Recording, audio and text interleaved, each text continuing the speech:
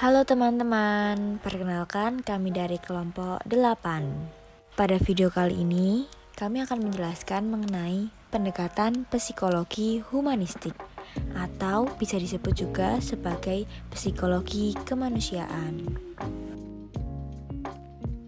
Psikologi humanistik adalah salah satu pendekatan dalam ilmu psikologi yang memandang manusia sebagai individu yang utuh, memiliki potensi, serta mampu untuk mengaktualisasi dirinya. 4 aspek fokus psikologi humanistik. Yang pertama ada aspek emosional. Aspek ini menyangkut perasaan. Ini bisa berupa ekspresi, respon, atau wujud apapun tentang emosi. Keadaan emosional selalu diiringi dengan emosi. Selanjutnya ada aspek sosial. Aspek ini merupakan hasil dari aktivitas hubungan manusia dengan alam sekitarnya. Salah satu bentuknya adalah penindasan. Aspek mental. Aspek mental ini menyangkut kondisi di mana individu memiliki kesejahteraan yang tampak dari dirinya, yang mampu menyadari potensi sendiri, memiliki kemampuan untuk mengatasi tekanan, hidup normal pada berbagai situasi dalam kehidupan, mampu bekerja secara produktif dan menghasilkan serta mampu memberikan kontribusi. Kemudian ada aspek keterampilan. Aspek keterampilan adalah penilaian yang dilakukan untuk mengetahui kemampuan siswa dalam menerapkan pengetahuannya untuk melakukan tugas tertentu dalam berbagai konteks sesuai dengan indikator pencapaian kompetensi. Tujuan psikologi humanistik yaitu membantu manusia mengekspresikan dirinya secara kreatif dan merelasikan potensinya secara utuh.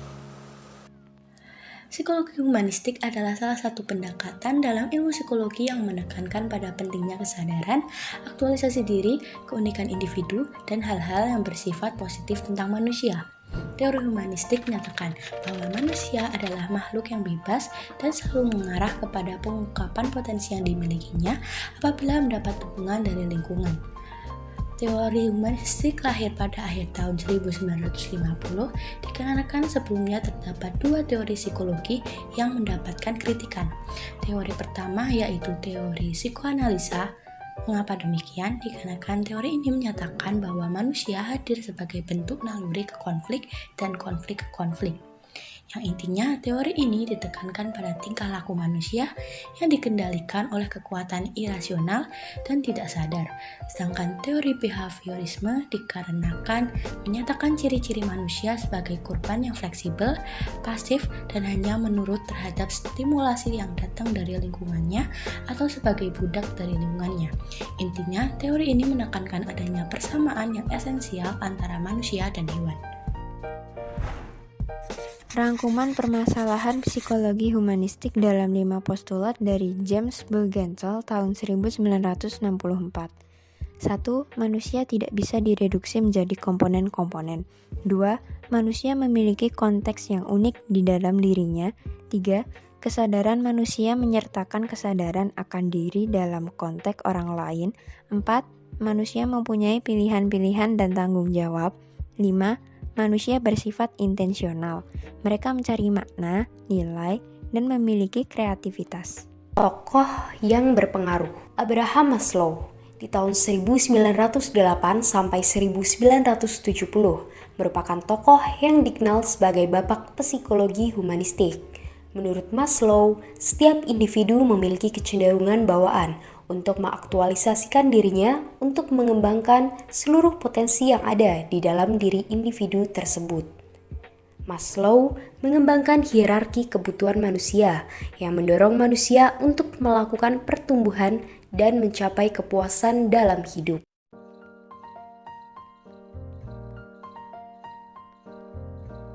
Carl Ransom Rogers di tahun 1902 sampai 1987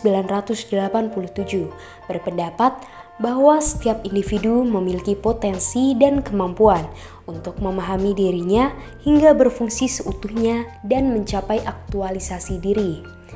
Menurut Rogers, seseorang yang sehat ialah seseorang yang mampu melakukan aktualisasi atas dirinya. Rogers berpendapat masa lalu memang memberikan pengaruh pada masa sekarang, namun hal yang dapat dilakukan adalah berfokus pada keadaan saat ini dan hari ini. Limitasi psikolog humanistik. Psikolog humanistik hadir memberikan banyak warna dalam pengembangan ilmu psikolog.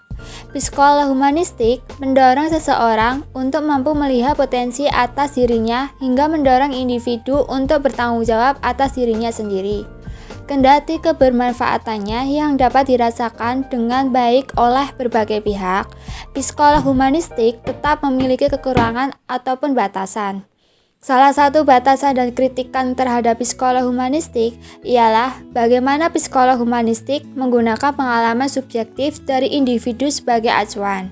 Hal tersebut dianggap sebagai sesuatu yang sulit untuk diukur secara objektif. Pengumpulan data yang digunakan dalam psikolog humanistik yang didasarkan pada data kualitatif menjadi tantangan tersendiri untuk dapat dilakukannya pembuktian secara empiris. 3 ciri utama psikologi humanistik. 1. Menawarkan satu nilai yang baru.